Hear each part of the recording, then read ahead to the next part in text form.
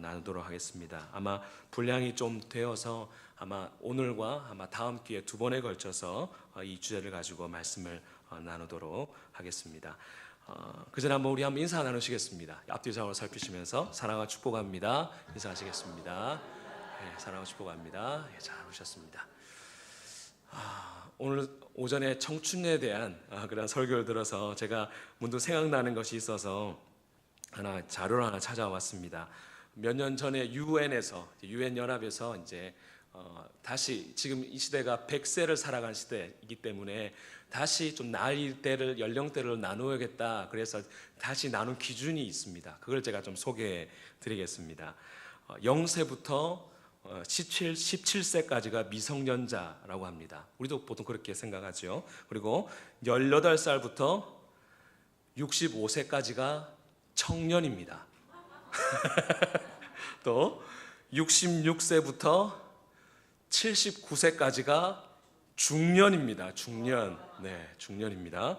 그리고 80세부터 99세까지가 이제 비로소 노년이고요. 이제 100세 이후가 장수노인 이렇게 호칭을 한다라고 합니다. 어떠십니까? 어디에 해당되십니까? 아니 중년이실 분이 같고요. 이제 갓 노년에 들어가신 분도 있을지 모르겠는데 그렇죠. 이제 우리가 예전 생각하면 60, 65세 되면 60대면 이제 하늘나라 갈 때 가까웠다 그런 생각할 수 있지만 시대가 바뀌었기 때문에 아니면 기준들도 조금 바뀔 필요가 있고 기준이 바뀐 걸 생각하면 생각이 바뀌면 어떻게 되죠? 생활도 바뀌고 삶도 바뀌게 되어 있습니다. 그래서 내가 이전 그런 기준을 가지고 내가 지금 보십시다. 한 70세면은 내가 옛날 같으면은 노년이지만 지금으로 말하자면 이때가 79세까지 뭐라고요? 중년이십니다. 그러니까 그런 생각으로 여러분 청춘같이 젊게 사시면 좋겠다 싶어서 이 기준을 가지고 나왔습니다. 어쨌든 오늘 우리 오전에 주셨던 말씀처럼 늘 기도하고 또 찬양하고 함을 통해서 늘 청춘같이 독서의 날개춤같이 살아가실 수 있기를 바랍니다.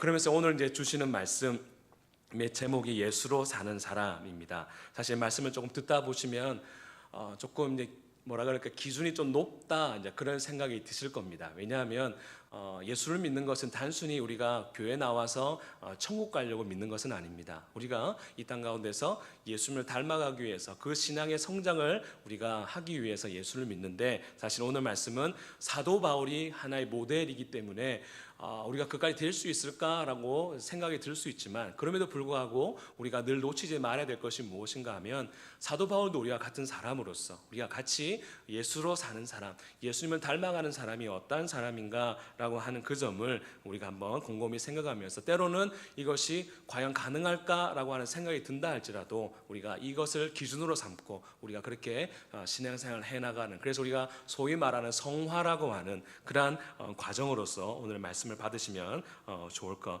같습니다. 우리나라의 가장 공신력이 있는 그러한 조사기관인 갤럽에서 2014년도에 한국인의 종교 인구 분포를 조사한 결과가 있습니다.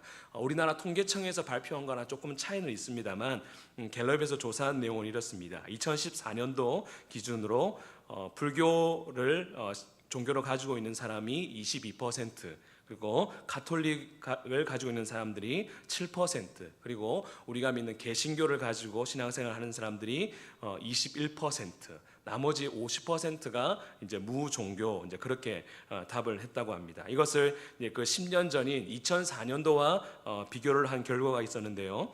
2004년도에 비해서 불교는 한 2% 정도 이제 줄었고 천주교와 개신교는 그대로였다고 합니다. 그 대신에 이제 무교라고 답했던 사람들이 47%에서 3% 늘은 그런 이제 조사 결과가 나왔습니다. 그러니까 우리에게도 봤을 때 한국 교회가 그렇게 우리가 생각한 만큼 침체한 것은 아니다라고 하는 것을 우리가 보게 되죠. 그렇다고 해서 좋아진 것은 또 아닙니다. 그런데 우리가 여기서 눈여겨볼 것은 이러한 항목이 있었습니다. 이런 질문이 있었거든요. 개인 생활에서 종교가 얼마나 중요합니까? 라고 하는 그 질문에 대해서 다른 종교인들은 제외하고 우리 개신교인들은 2004년도와 2014년도 이 10년의 간격 동안 이렇게 대답을 했습니다. 대답자의 90%가 개인 생활에 있어서 신앙이 중요합니다 그렇게 답을 했다고 합니다. 그래도 참 감사한 그러한 대답이었다, 그런 생각을 하게 됩니다. 그러면서 제 스스로 이제 이렇게 질문을 해 보았습니다. 이거는 이 항목에 있는 것은 아닙니다. 우리 개신교인들 중에서 예수님을 통해서 자신의 어떤 목적, 자신의 어떤 욕망을 이루기 위한 그러한 사람이 아니라 진정으로 예수님을 나의 삶의 목적으로 삼고 예수님으로 살아가는 사람은 과연 몇 퍼센트가 될까라고 하는 그 질문을 한번 제 스스로에게 해보았을 때 조금은 회의적일 수 있겠다라고 하는 그러한 생각을 해보았습니다. 개신교인들 90% 이상이 개인 생활에 있어서 종교, 신앙이 굉장히 중요하다라고 말하는 사람이 90%였지만 그 가운데서 과연 그것이 누구를 위한 신앙인지라고 생각해 봤을 때 좀 회의적인 그런 생각이 들었다라고 하는 거죠. 그리고 그것은 저와 같은 목회자에게도 마찬가지입니다. 과연 목회자가 예수로 살아갈까라고 질문해 봤을 때 사실은 아닌 것 같다라고 하는 그러한 생각도 많이 드는 그런 시대를 살아가고 있다라고 하는 것이죠. 그렇다면 우리가 과연 예수로 살아간다, 우리가 예수를 믿는데 그냥 단순하게 교회를 왔다 갔다 하는 그 정도가 아니라 예수로, 예수님을 나의 목적으로 살아가는 그러한 사람이 어떠한 사람인가 라고 하는 그 점을 우리가 오늘 말씀을 통해서 사도 바울의 그 모습을 통해서 한번 살펴보려고 합니다. 앞서 말씀드린 것처럼 이 기준이 우리에게 지금 현실에서 조금 높은 기준일 수 있습니다. 그럼에도 불구하고 기준이 있어야 되죠. 기준이 있어야지 성장할 수 있는, 또한 그렇게 성숙될 수 있는 그러한 그 목표치가 있기 때문에 우리가 오늘 말씀을 통해서 우리가 이러한 모습으로 성화될 수 있게 해달라고 그러한 기도하는 마음으로 오늘 말씀을 받으셨으면 좋겠습니다. 첫 번째로 예수로 살아가는 사람은 어떠한 사람인가 하면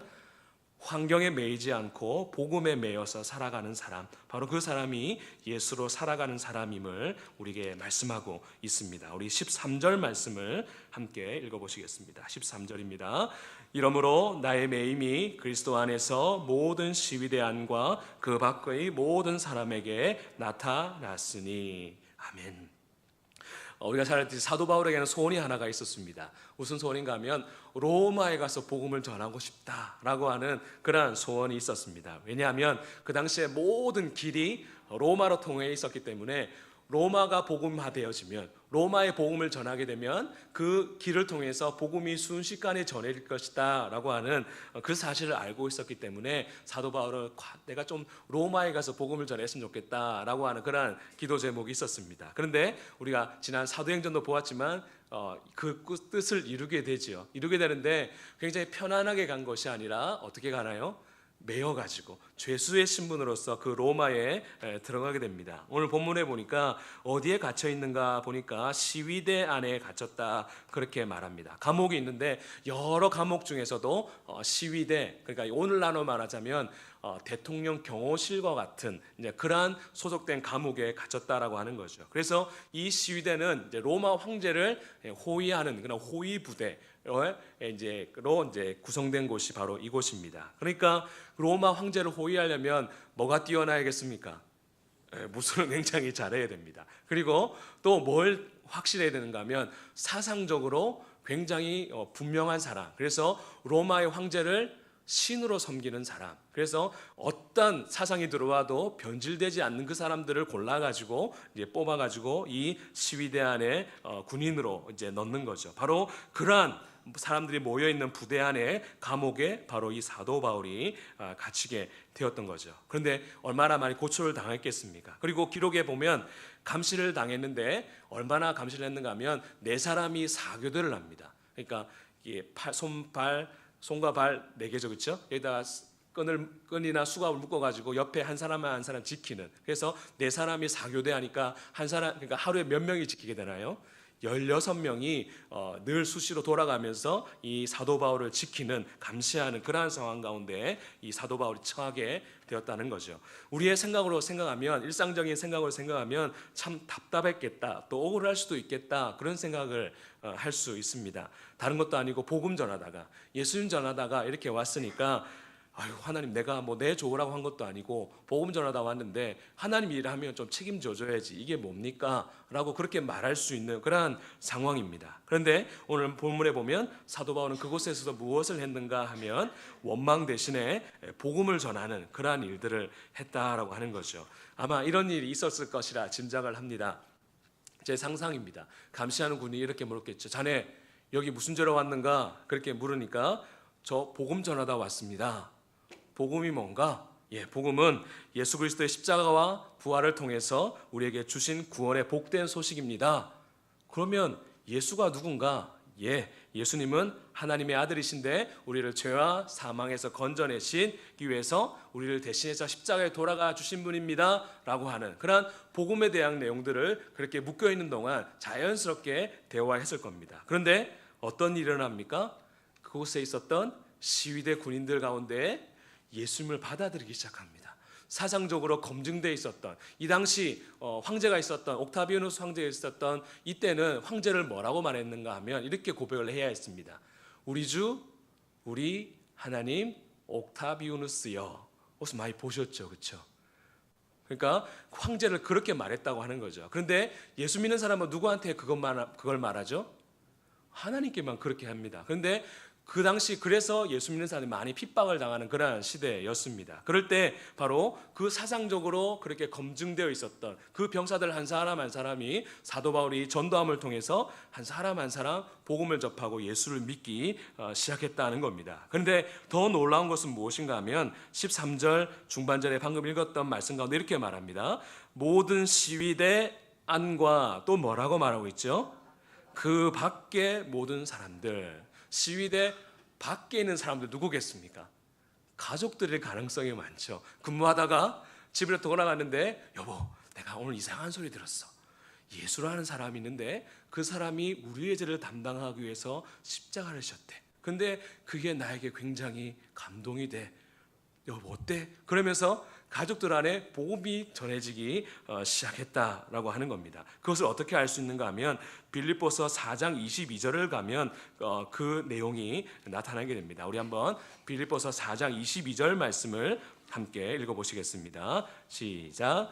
모든 성도들이 너희에게 문안하되 특히 가이사의 집 사람들 중 몇이니라. 가이사가 누굽니까? 로마 황제죠. 로마 황제의 가족들 가운데에 예수를 믿는 사람들이 나타나게 됐다라고 하는 거죠. 바로 이러한 계기를 통해서 사도 바울이 그 감옥 안에 있으면서 아이고 내 인생은 왜 이 모양이 꼴인가, 내가 복음 전하다가 왜 이렇게 수모를 당해야 되나, 그렇게 한 것이 아니라 그 상황 가운데서 그 간수들에게, 그 군인들에게 복음을 전했는데 그 복음의 영향력이 그 시위대 밖을 나타나서 그렇게 나아가게 되었다라고 하는 것입니다. 그래서 이러한 복음의 능력을 경험하면서 사도 바울이 빌립보 교회 성도들한테 이렇게 고백합니다. 형제들아, 내가 당한 일이 도리어 복음 전파에 뭐가 됐다고요? 진전이 된 줄을 너희가 알기를 원하노라. 그렇게 12절에서 그 빌립보 교회 성도들한테 이야기를 하는 겁니다. 그러니까 사도 바울이 지금 빌립보 교회 성도들한테 걱정하란 말입니까? 걱정하지 말란 말입니까? 걱정하지 마라. 지금 내가 시위대 감옥 안에 있지만 걱정할 일이 아니다. 내 안에 너무 염려하지 마라. 오히려 내가 이렇게 묶여 있는 게 오히려 뭐가 되고 있다고 하는 거죠? 복음이 전해지고 있는 너무나 좋은 기회가 되고 있다. 그렇게 기뻐하며 자랑하고 있는 것입니다. 결국 이것을 통해서 빌립보 교회 성도들에게 사도 바울이 말하고 싶은 것이 무엇인가 하면, 여러분 교회 성도들이요, 환경이 어렵다고, 형편이 어렵다고 힘들다 그렇게 말하지 마십시오. 살다 보면 어려운 일이 있는데, 그러나 우리는 그냥 환경에 매여 살아가는 사람이 아니라 무엇에 매여 살아가는 사람입니까?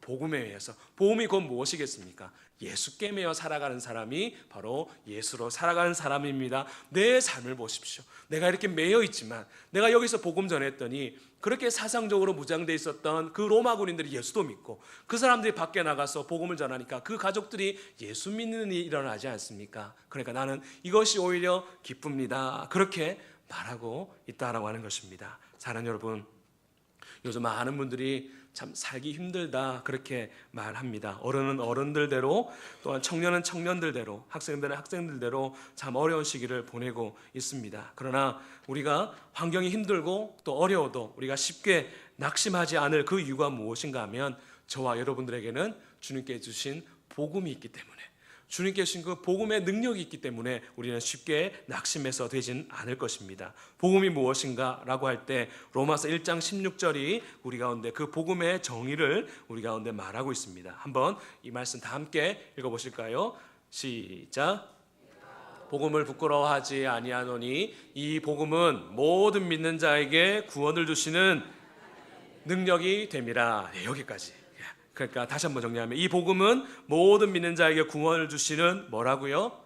하나님의 능력이다. 복음은 하나님의 능력이다 라고 하는 겁니다. 그래서 우리가 복음은 무엇인가 하면 내가 그 복음 때문에 지옥 갈 영혼이 천국 가는 그 정도의 구원이 아니라고 하는 겁니다. 그건 하나의 모습입니다. 더 하나의 모습이 무엇인가 하면 구원은 우리의 삶과도 연관되고 된다라고 하는 거죠. 내가 비록 상황이 어렵고 환경이 어려워도 남들 같으면 이놈의 세상 내가 살아서 뭐하나 그렇게 생각할 수 있는 상황 가운데서도 내 안에 복음이 있는 사람은 그것이 나에게 뭐가 된다는 겁니까? 능력이 된다는 겁니다. 그래서 그 능력 때문에 환경은 안 바뀌어도 상황은 안 바뀌었지만 그곳에서 내가 낙심하지 않고 패배하지 않고 거기에서 나로 하여금 일으켜주시는 분이 바로 예수 그리스도고 바로 그 소식이 무엇이다라고 하는 것입니까? 복음이다라고 하는 것입니다.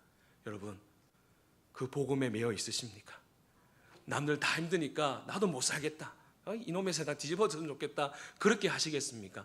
그럼에도 불구하고 나에게 복음 대신 그 예수 그리스도가 있다라고 하는 그 복음에 매인 사람은 그 환경 가운데서도 그것 때문에 함몰되는 것이 아니라 오히려 그 상황 가운데서도 나에게 주신 그 참된 평안 때문에 그 복음을 알지 못하는 사람에게 복음을 증거하는 그 삶을 살아갈 수 있게 된다라고 하는 것입니다. 그런 면에서 우리가 과연 예수로 살아가고 있는가 우리 스스로에게 질문해 봐야 합니다. 여러분은 무엇으로 살아가십니까? 라고 하는 그 질문 앞에서 돈으로 살아가는데요, 저 자식 때문에 살아가는데요, 물론 그거 필요하죠. 그러나 정작 우리가 예수님께서 우리를 하여금 구원시켜 주신 이유로 무엇인가 하면 그냥 예수 잘 믿다가 때가 되면 천국이나 와라 그렇게 하시려고 우리에게 구원시켜 주신 것이 아니라 우리를 하여금 이 땅 가운데서 예수로 살아가도록 그것을 세상 사람들 가운데의 삶을 보여주기 위해서 저와 여러분들을 부르셨다라고 하는 것을 기억하실 수 있기를 바랍니다. 그런 마음이 있으면 여러분, 내 환경이 감옥이라 할지라도 그 안에서 뭐 할 수 있습니까? 높은 산이 거친 들이 초막이나 궁궐이나 내 주 예수 모신 곳이 그 어디나 하늘나라. 하늘나라는 죽어서 가는 데이기도 합니다만 실제로는 뭐죠? 살아서 누리는 나라가 하나님 나라입니다. 진리 하나를 말씀드리겠습니다. 살아있는 동안 하나님 나라 맛보지 못한 사람은 죽어서 하나님 나라 맛보겠습니까? 못 보겠습니까? 못 봅니다. 아시겠죠? 하나님 나라는 나는 이 세상에다 막 뒹굴다가 마음대로 살다가 예수 믿으니까 꼴딱하면 내가 천국 가겠지, 그게 복음이 아닙니다. 복음은 무엇인가 하면 이미 이 땅 가운데서 하나님 나라를 누려야 합니다. 물론 환경은 어렵습니다. 힘듭니다. 그러나 불구하고 내 안에 계신 그 예수님 때문에 내가 평안을 누리고 그것 때문에 그 복음을 증거하고 싶은 그런 마음이 있는, 그래서 하나님 나라를 이 땅 가운데 누리는 사람이 결국에 하나님 나라 들어가게 되어 있는 거죠. 여러분, 그런 믿음이 있을 수 있기를 바랍니다. 여러분, 지금 아멘 하시지만 저는 안 속습니다. 목사님들이 이런 거 많이 속거든요. 다 아멘 하니까 다 예수 믿는다라 생각하고 그때 마음 편하겠는데, 저는 좀 이번 분들은 앞으로도 계속해서 실질적으로 좀 도전을 하려고 합니다. 과연 내가 예수를 제대로 믿고 있는가, 예수로 살아가는가 라고 하는 그 점을 한번 여러분과 나눌 텐데, 어쨌든 우리가 분명한 건 무엇이겠습니까? 바로 이렇게 예수로 살아가는 이 한 사람을 통해서 가정이 변화되고 또한 우리가 맡게 있는 교회가 변화되고 지역이 바뀌는 그러한 역사가 일어나게 된다라고 하는 것입니다. 바로 저 여러분에게 이러한 믿음, 예수로 살아가고자 하는 그런 간절한 소원이 있어졌으면 좋겠습니다. 그래서 새벽마다 기도할 때 자식 잘 되게 하는 것, 또 내 건강하는 것 필요로 합니다. 그러나 우리가 늘 놓치지 말고 기도할 것이 무엇인가 하면, 주님, 이 땅 가운데서 내가 부름받은 인생인데 100년을 살더라도 내가 예수로 살지 못하면 그게 무슨 소용이 있겠습니까? 단 한 시간을 살아도 예수로 살아가는 그런 인생 되도록 하나님 저를 인도해 주십시오. 그것이 저와 여러분들에게 기도 제목이 될 수 있기를 축원합니다. 두 번째입니다. 오늘 두 번째까지만 하겠습니다. 두 번째는 뭔가 하면, 예수로 살아가는 사람은 예수님이 존귀해지는 것을 최고의 기쁨으로 생각하며 살아가는 사람이 바로 예수로 살아가는 사람이다라고 하는 겁니다. 우리 18절 말씀을 함께 읽어보시겠습니다. 18절입니다. 그러면 무엇이냐? 거칠애로 하나 참으로 하나 무슨 방도로 하든지 전파되는 것은 그리스도니 이로써 나는 기뻐하고 또한 기뻐하리라. 아멘. 오늘 본문을 보니까 사도 바울이 감옥에 있는 동안 빌립보 교회 소식을 듣습니다. 듣고 또한 감옥에 갇혔다고 하는 그 소식을 빌립보 교회 성도들이 딱 듣습니다. 근데 성도들 안에 두 가지 반응이 나타났습니다. 15절을 보니까 첫 한 부류는 그 사도 바울이 복음을 전하다가 감옥에 갇혔다는 그 소식을 듣고 나서 투기와 분쟁으로, 그러니까 미워하는 마음으로 복음을 전했다, 그렇게 말하고 있고, 또한 한 부류는 뭐라고 말하고 있습니까? 착한 뜻으로 복음을 전했다, 그렇게 말합니다. 16절을 보면 이 착한 뜻으로 복음을 전한 사람들은 어떻게 전했는가?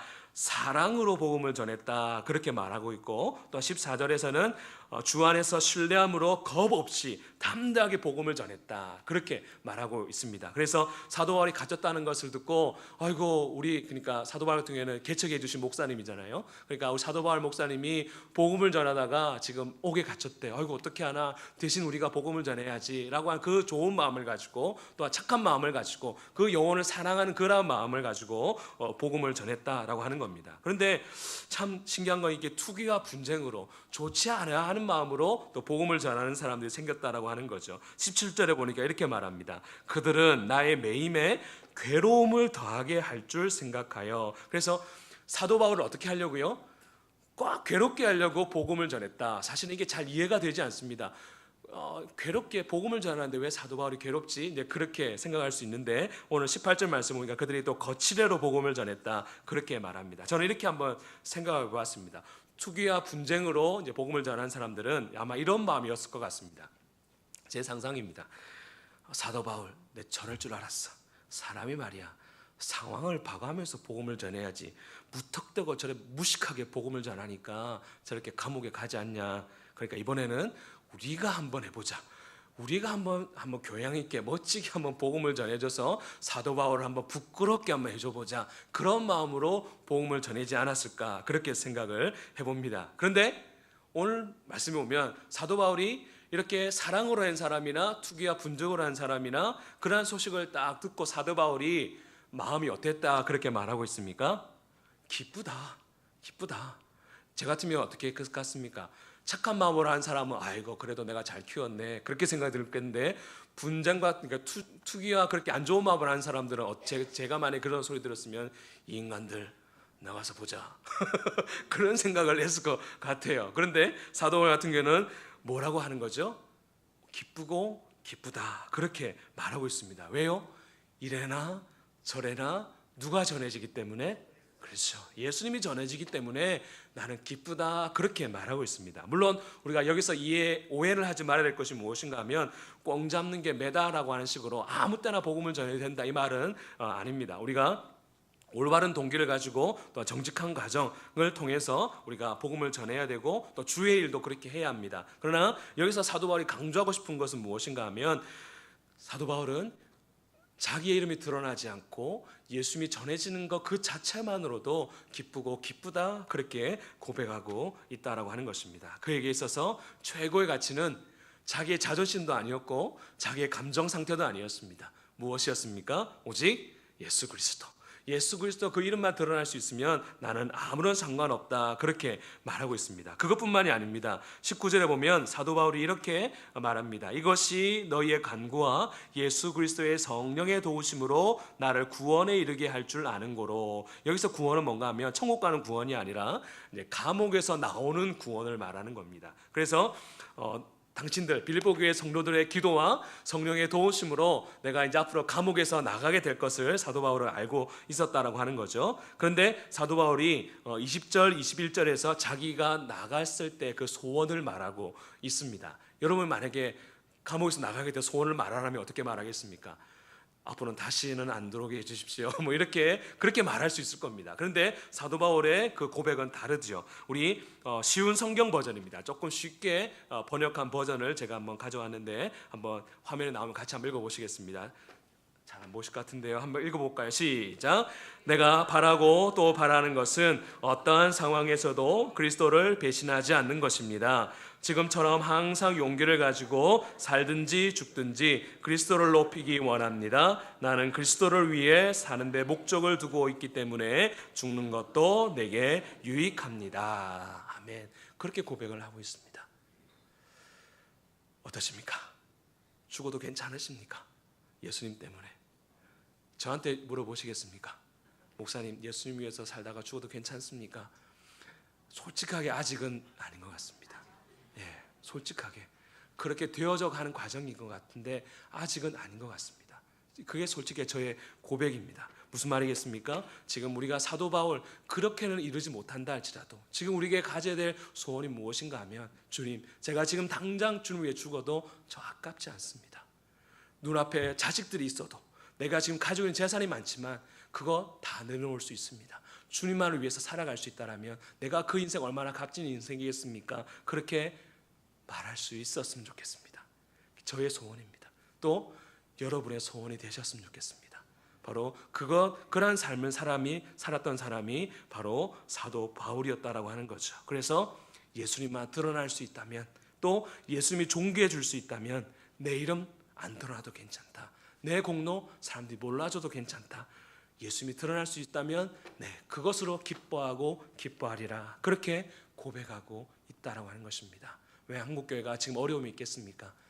예수님 이용해서 내 이름 드러내려고 한 그것 때문이라고 하는 거죠. 근데 우리가 돌아가서 내 이름 안 드러나도 예수님 드러날 수 있는 것으로 기뻐할 수 있는 마음만 된다면 우리 하나님께서 다시금 우리 한국교회와 우리 원래교회를 또한 새롭게 만들어 주실 것입니다. 저 여러분에게 이러한 은혜와 고백이 있어질 수 있기를 축원합니다. 마지막으로 제가 참 좋아하는 김용희 선교사님, 아마 많이 들어보셨을 겁니다. 순회 선교단 김용희 선교사님 그 이야기 가운데에 참 마음이 와닿는 그러한 이야기가 하나 있습니다. 이제 선교사님 아들 5명의 자녀가 있습니다. 다 선교사로 다 보냈습니다. 이름이 뭐 충성이고 선교고, 이름도 선교로 지었어요. 그래갖고 다 선교지로 다 보냈습니다. 근데 오늘 가족들이 모여가지고 어머니 생일 파티를 하고 있는데, 큰아들 충성이라고 하는 큰아들이, 아버지 그때 내가 선교지 있을 때 아버지 저에게 주신 그 박스를 뜯어가지고 적은 그 글귀를 기억하세요 라고 하는 그 말을 하니까 이 선교사님이 글쎄 잘 기억 안 나는데 하면서 그때 일을 기억하면서 이제 이야기를 하는 그런 대목입니다. 이때 그 큰아들 선교사님이 기니비사우라고 하는 나라 들어보셨습니까? 저도 처음 들어봤습니다. 저기 아프리카 서쪽 끝에 세네갈이라고 하는 그 나라 밑에 한 150만 명 정도 살아가는 그런 작은 그런 나라입니다. 기니비사우라고 하는 나라에 이 첫 아들 장남이 그곳으로 이제 선교지로 갔습니다. 그래서 이 선교사님이, 김용희 선교사님이 아들이 어떻게 사는가 딱 보러 가니까 환경이 학교도 없고 전기도 없고 수도도 없는 곳에서 그 아들이 살아가고 있는 겁니다.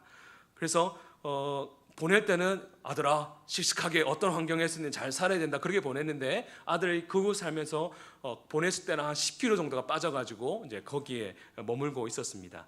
아버지의 마음이 보기에 좋았겠습니까? 안 좋았겠습니까? 굉장히 안 좋았겠죠. 안 좋으면서 굉장히 이 아들한테 무슨 말을 해줄까라고 오는 순간까지 이제 기록을 이제 고민을 막 하면서 이제 순간에 이제 그 생각이 나서 그 박스대기를 뜯어가지고 그 아들에게 편지를 이제 기록을 한 것입니다. 내용이 이렇습니다. 사랑하는 아들아, 우리 땅 끝에서 죽어 하늘 복판에서 만나자라고 하는 이 글귀였습니다.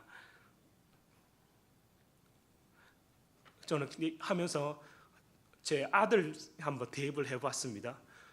우리 아들 그렇게 보냈을까? 못 보냈을 것 같아요. 만약 우리 아들 그랬으면 제 같으면 갔다가 어떻게 했을까요? 가자 이 자식아. 네가 지금 여기 왜 있냐? 저기 좋은 데 가 있어야지. 네 같으면 저 유학 가든지 좋은 데 있어야지. 그렇게 했을 것 같아요. 그런데 선교사님과 이 아들 선교사님이 우리 아버지 우리 땅 끝에서 죽어 하늘 복판에서 만납시다. 그렇게 고백했다라고 하는 겁니다. 물론 지금 당장 여러분한테 그거 원하는 거 아닙니다. 뭐 선교지로 가가지고 순교하십시오 그런 건 아닙니다. 그러나 분명한 우리의 사명, 우리가 과연 예수로 살아가는 사람인가라고 할 때 우리가 분명히 기억해야 한다라고 하는 거죠. 우리가 과연 환경이 좀 없고 몸이 좀 안 좋고 돈이 없다는 이유만으로 우리가 불평불만하고 살아갈 그런 것이 아니라 내게 주신 그 하나님의 능력, 그 복음의 능력을 가지고 주님, 내가 이 가운데서도 주님 주신 평안을 누리기를 원합니다.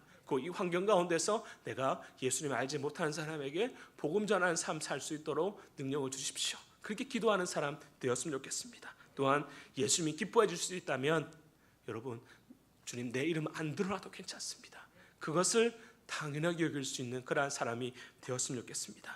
여러분, 저도 잘 안 됩니다. 저도 제 이름이 났으면 좋겠습니다. 한 목사님 설교 참 잘하던데요, 그런 소리 듣고 싶어하는 것이 저의 모습입니다. 그러나 여러분, 분명하고 싶은 것은 무엇인가 하면, 제 기도 제목이 무엇인가 하면, 그거 안 들어도 목사님 설교 때문에 제가 예수님 만났습니다, 예수님이 보여졌습니다, 이렇게 소리 들으면 좋겠다, 그런 생각이 있습니다. 바로 저와 여러분들에게 이러한 소원이 있었으면 좋겠습니다. 그래서 우리 돈이 필요합니다. 직장도 필요합니다. 자식도 필요하죠. 그러나 더 중요한 거, 우리가 이러한 예수로, 복음으로 살아내실 수 있는 저와 여러분들이 다 될 수 있기를 주님의 이름으로 축복합니다. 아멘. 시간 우리 한번 잠잠히, 또 소리 내셔도 괜찮고요, 한번 기도했으면 좋겠습니다. 다시 한번 우리가 복음으로 돌아가서, 예수께로 돌아가서, 주님, 내가 지금까지 어릴 때부터 지금까지 평생 내가 예수 믿고 살아왔는데 과연 내가 무엇으로 살아왔는가, 무엇으로 신앙생활을 해왔는가 한번 점검하길 원합니다. 여러분, 이거 부끄러운 거 아닙니다. 주님 앞에 솔직하게 다시 한번 내가 처음으로 돌아가서 그런 마음으로 신앙생활을 원합니다. 그런 마음으로 한번 했으면 좋겠고, 오늘 말씀처럼 사도 바울처럼 환경에 매이지 않고 복음에 매여서 또 예수님이 존귀해 줄 수 있다면 나 드러나지 않아도 상관없습니다, 그것으로 기쁩니다 라고 하는 그런 고백이 내 삶 가운데, 지금은 아니지만 언젠가는 이 땅 가운데 되어지는 그러한 믿음의 성장이 있어질 수 있게 해달라고 한번 이 시간 이런 마음으로 한번 통성으로 한번 자기의 믿음만을 가지고 한번 통성으로 나아갔으면 좋겠습니다. 기도하겠습니다. 사랑해 주님, 은혜를 감사합니다. 하나님, 우리가 너무나 부족합니다. 지금까지 예수 믿는다 살아왔지만 결국에 돈이 없으면 너무나 힘들 것 같아서 돈 붙잡았고, 명예가 없으면 아무것도 아닌 것 같아서 명예를 붙잡으며 살아왔습니다. 그러나 결국에 주님께서 우리를 이 땅 가운데 보내셨고 우리를 구원해 주신 건 예수로 살아가라고, 예수로 살아가라고 우리를 이 땅 가운데 부르셨습니다. 환경 때문에 이랬다 저랬다 요동치는 그런 인생이 아니라 내 안에 복음, 하나님의 능력이기 때문에 그것을 넘어설 수 있는 그러한 신앙을 가지길 원하심을 알게 하시니 감사합니다. 또한 예수님을 나타낼 수 있다면, 예수님만이 존귀해 주실 수 있다면 나는 아무것도 아닙니다, 내 삶을 내려놓을 수 있는 그러한 단계까지 우리로 성장케 원하심을 알게 하시니 감사합니다. 하나님, 우리가 단순하게 예수 믿는 그 자체 하나만으로도 우리가 감사하겠지만 거기에 머무는 것이 아니라 주님께서 원하시는 믿음의 사람으로 성장해 나가는 저희의 삶이 될 수 있도록 도와주옵소서. 하나님, 우리에게 믿음의 귀한 사도 바울 같은 선배를 주신 것 감사합니다. 하나님 아버지, 우리가 그의 삶을 본받게 하시고 또한 그 본받음을 통해서 예수님을 닮아가는 그러한 저희들 되도록 인도하여 주옵소서. 주님 함께 하시고 거룩하신 그 은혜로 나타내 주옵소서.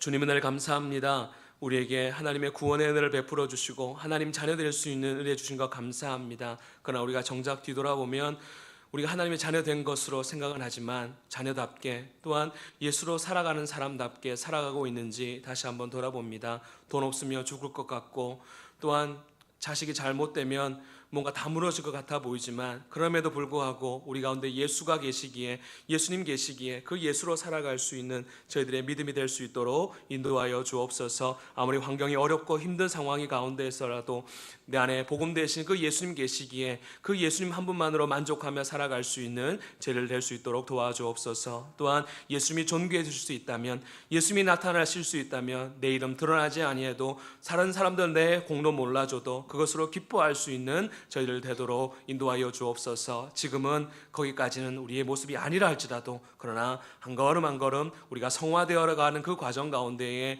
그 수준에까지 이룰 수 있는 우리 모든 믿음의 성도들 다 되도록 인도하여 주옵소서. 감사합니다. 예수님의 이름으로 기도하옵나이다. 아멘. 325장 찬송하시겠습니다. 325장입니다.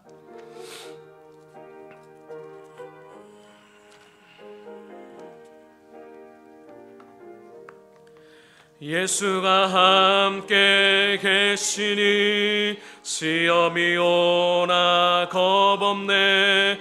기쁨의 근원 되시는 예수를 위해 삽시다. 날마다 주를 섬기며 날마다 주를 기리고 그 사랑 안에 살면서 딴 길로 가지 맙시다. 이 세상 사는 동안에 주 이름 전파하면서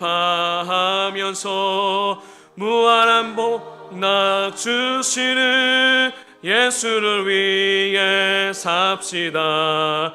날마다 주를 섬기며 언제나 주를 기리고 그 사랑 안에 살면서 딴 길로 가지 마. 4절 하실까요? 주께서 심판하실 때 잘했다 칭찬하리니 이러한 상급 받도록 예수를 위해 삽시다. 날마다 주를 섬기며 언제나 주를 기리고 그 사랑 안에 살면서 딴 길로 가지 맙시다. 아멘. 주의 복을 받겠습니다. 이제는 우리 주 예수 그리스도의 은혜와 하나님 아버지의 무한하신 사랑과 성령 하나님의 교통하시고 충만하심의 역사가 물질도 아니고 또한 명예도 아니라 오직 예수로 살아가기로 다짐하는 우리 모든 원래교회 믿음의 가족들 위해 이제로부터 영원토록 함께 있을지어다. 아멘.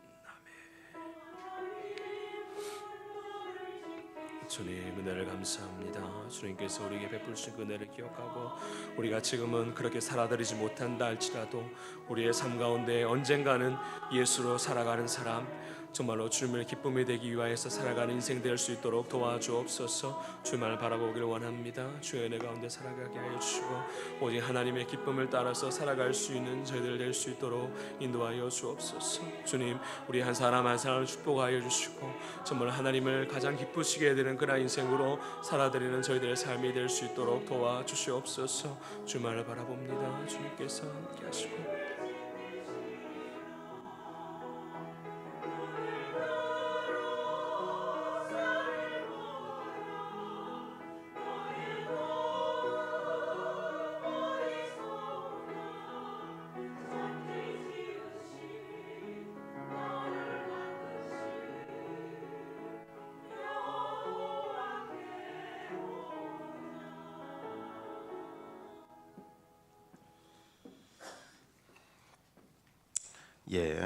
교회 소식 알려드리겠습니다.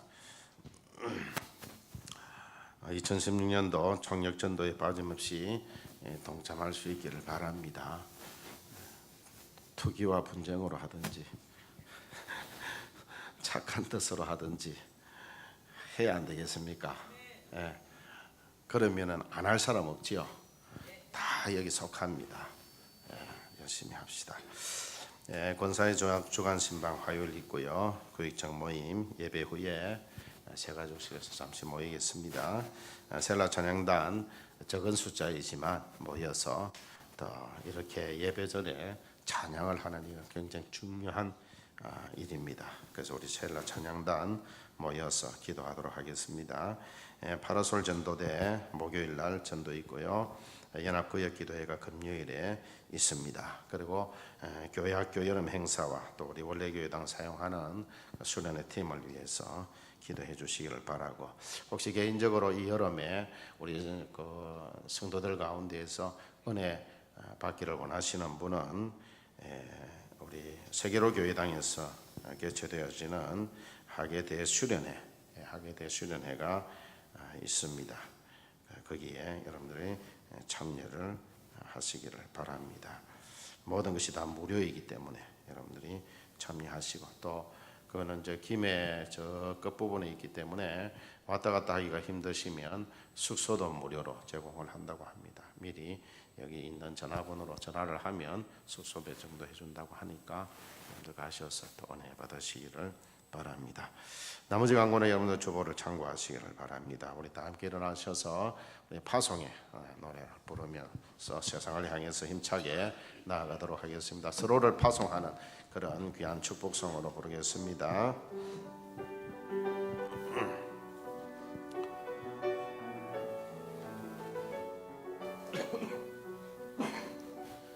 널 가는 길에 주의 평강